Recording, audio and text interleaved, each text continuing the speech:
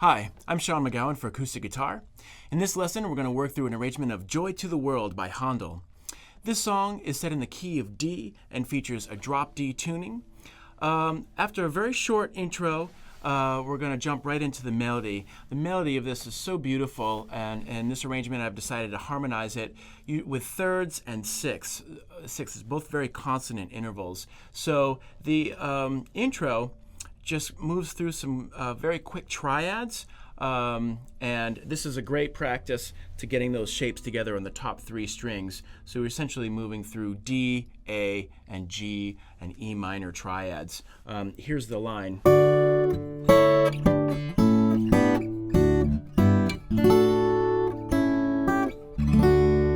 So you notice as I'm moving down the fretboard, in order to better facilitate the moves with the triads, I finger them, the first two A and G major triads, in kind of a unorthodox way here. We start with this D, and then rather than moving to this triad, which is the common shape, the D shape up here, it may be easier for you to do it actually with your middle, pinky, and third fingers. So from the G, you can move right into the next A triad.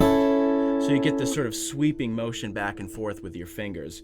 It's a lot easier to do that than doing this and then having to scuffle back over here. So that's how I recommend you finger that particular passage. Of course, if this does work better for you, then by all means use it. But I tend to play this shape of triad, which is a second inversion triad, with sort of the back of my hand, so I can roll right off into the front of my hand on that next A triad, excuse me, followed by the G triad, and then into the G shape. So again, that line is A, G, D, and then into an E minor over G, and then a D triad, just in simple root position. And this song is constructed in short phrases, so feel free to take your time in between. You can add sort of a little mini fermata in between the phrases to collect yourself, and also add some breath to the song, which is really nice. So in the first section, we're just simply harmonizing the melody with these intervals of thirds or sixths or a full triad. And then in measure 11, we finish off that first cadence, moves from A to a D. There's your sixth interval, and then that's followed by some 12th fret natural harmonics, and then an open G string. Let those sustain, which is kind of a nice effect. So basically you have this high D and F sharp. It almost sounds like a dadgad type of tuning, and then follow that up with a D triad down here. And then we're into the next section. And that's, again, just harmonizing that melody in thirds. Sounds really nice and sparse, while we have these D drones underneath it with the open D string, and then the low open E string tuned down a whole step to D. Another thing to note, starting in the end of measure 16, is this sort of syncopated open bass line that happens underneath the double stop melody here. So it starts with.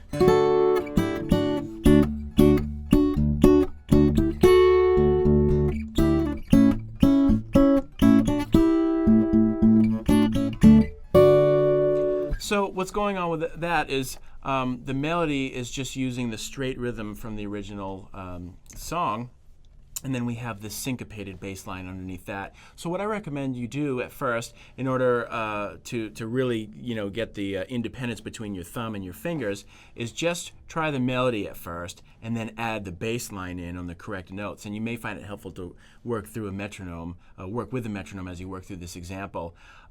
What you want to avoid is the thumb has a tendency sometimes to just play right along with the fingers. So make sure that you have the independence of the melody line with the fingers and the thumb, and then merge those two parts together, and then you'll have almost kind of a borderline funky element to this piece. So again, that is.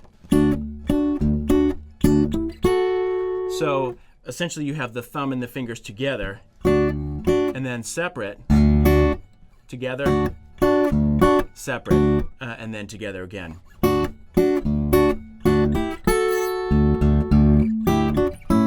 Same rhythm of the A, and then together again.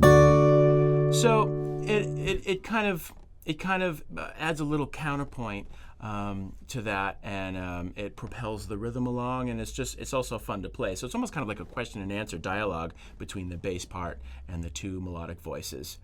Then as we move to the second part of the song, we have another cadence in measure 32 with a nice full D chord. Then the next part of the melody is harmonized with open triads, starting with this figure.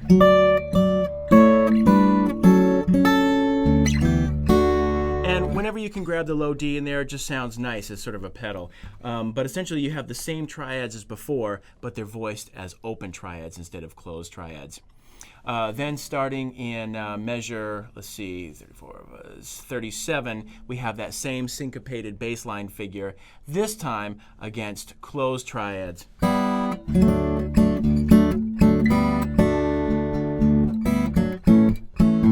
In the exact same rhythmic figure as we just went over, but using full three-note closed triads down in second position.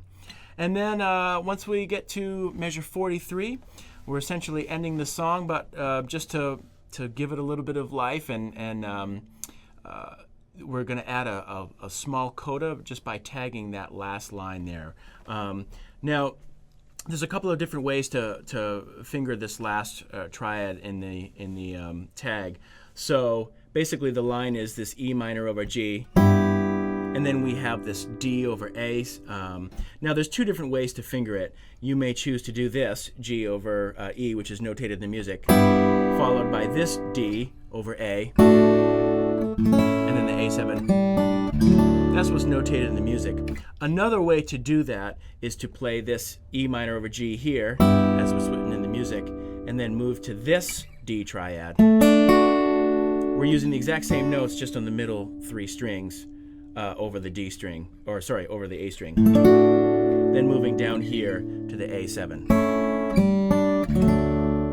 So here is Joy to the World.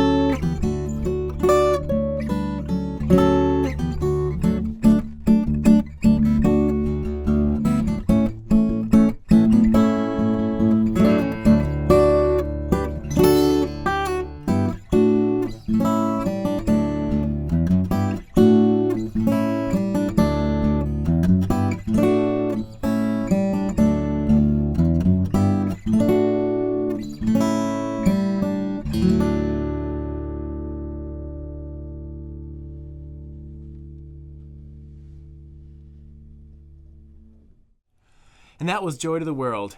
For acoustic guitar, I'm Sean McGowan.